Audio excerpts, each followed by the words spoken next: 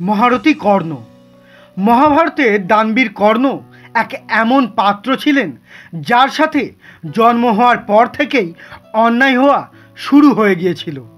ক্ষত্রিয় রাজবংশে জন্ম হওয়া সত্ত্বেও তাকে আজীবন সুতপুত্র বলে মনে করা হতো, যার কারণে তাকে বহুবার অপমানিত সহ্য করতে হয়েছে।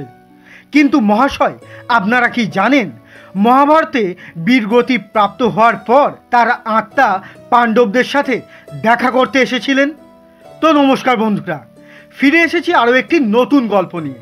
আজ যে গল্পটি আপনাদের সামনে প্রস্তাবনা করতে চলেছি তা হলো কেন মহারথী কর্ণের আত্মা পাণ্ডবদের সাথে দেখা করতে মর্তে এসেছিলেন, আর পাণ্ডবরা তাকে দেখে বা কর্ণের আত্মাকে দেখে কি বলেছিলেন। এই সমস্ত প্রশ্নের বিস্তারিত উত্তর জানতে আজকে ভিডিওটি অবশ্যই শেষ পর্যন্ত দেখবেন। ভিডিওটি শুরু হওয়ার আগে এই চ্যানেলে যদি প্রথমবার এসে থাকেন তাহলে অবশ্যই এই চ্যানেলটিকে সাবস্ক্রাইব করে রাখবেন এবং কমেন্টে জয় শ্রীকৃষ্ণ লিখতে একদমই ভুলবেন না। চলুন দেরি না করে শুরু করা যাক আজকে ভিডিওটি। বন্ধুরা, মহাভারতের যুদ্ধ 18 দিন পর্যন্ত চলেছিল। এই যুদ্ধে 17 নম্বর দিনে কৌরবদের সেনাপতি কর্ণের বীরগতি প্রাপ্ত হয়েছিল।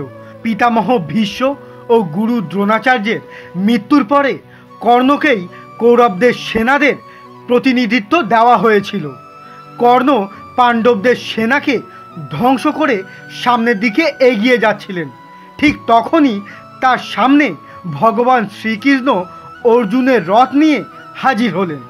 এটাই ছিল সেই সময় যখন যুদ্ধভূমিতে কর্ণ আর অর্জুনের সামনাসামনি যুদ্ধ হয়েছিল। এই দুই যোদ্ধা মহাভারতে প্রচণ্ড শক্তিশালী যোদ্ধা ছিলেন, কিন্তু ভগবান পরশুরামের দেওয়া অভিশাপের জন্য কর্ণ অর্জুনের সঙ্গে সামনাসামনি যুদ্ধের সময় তার সকল যুদ্ধনীতিতে ভুলগুলি করে বসেন। শুধু তাই নয়, কর্ণ তার দিব্য অস্ত্রগুলি চালানোর মন্ত্রও ভুলে গিয়েছিলেন। এমন অবস্থায় এই বিষয়টির লাভ উঠিয়ে ও ভগবান শ্রীকৃষ্ণের কথা অনুযায়ী অর্জুন কর্ণকে বধ করেন। সেইখানে মাতা কুন্তী কর্ণের বধের জন্য নিজেকে দায়ী ভাবতে থাকেন।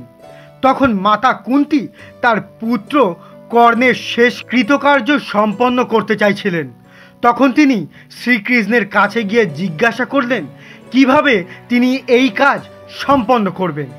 উত্তরে শ্রীকৃষ্ণ বলেন, এখন পাণ্ডবদের কাছে কর্ণের জন্ম সংক্রান্ত ঘটনাটি লুকিয়ে রাখা ঠিক হবে না।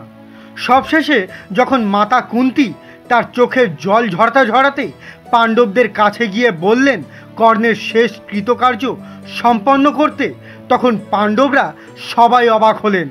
সেই সময় মাতা কুন্তী পাণ্ডবদের নিজের জীবনের সবচেয়ে বড় রহস্য বললেন, আর কর্ণের প্রথম সন্তান হওয়ার কারণটিও বললেন। এই শুনে সকল পাণ্ডবরা চোখ দিয়ে জল ঝরাতে শুরু করলেন। তাদের পায়ের নিচ থেকে যেন মাটি সরে গেল। তখন মাতা কুন্তীর মুখে থেকে সকল সত্যি কথা শোনার পর যুধিষ্ঠির অত্যন্ত দুঃখী হয়ে গেলেন। এরপরে যুধিষ্ঠির মাতা কুন্তীকে বললেন, আপনি এত বড় একটা সত্যি কথা আমাদের সকলকে লুকিয়ে অর্থাৎ জ্যেষ্ঠ ভ্রাতার হত্যার পাপের দোষী করলেন। এমন অবস্থায় যুধিষ্ঠির ক্রোধের বশে নিজের মাতাকে অভিশাপ দিয়ে বললেন, আজ আমি এখন সমস্ত নারী জাতিকে অভিশাপ দিচ্ছি যে কোনো দিন নারীরা চাইলেও তাদের পেটে অর্থাৎ তাদের হৃদয়ে কোনো কথাই লুকিয়ে রাখতে পারবে না। বন্ধুরা, যুধিষ্ঠির এই অভিশাপের কারণেই বর্তমান যুগে কোনো নারী তার কোনো কথা পেটের মধ্যে লুকিয়ে রাখতে পারে না। সেইখানে শ্রীকৃষ্ণ ও মাতা কুন্তীর বলার ফলে পাণ্ডবরা কর্ণের অন্তিম সংস্কার করেন। তখনই আকাশে অঙ্গরাজ কর্ণের আত্মা প্রকট হয়। এই দেখে মাতা কুন্তী কর্ণের কাছে ক্ষমা চান। এরই সাথে পাণ্ডবরাও নিজের জ্যেষ্ঠ ভ্রাতার হত্যার জন্য কর্ণের কাছে ক্ষমা চান।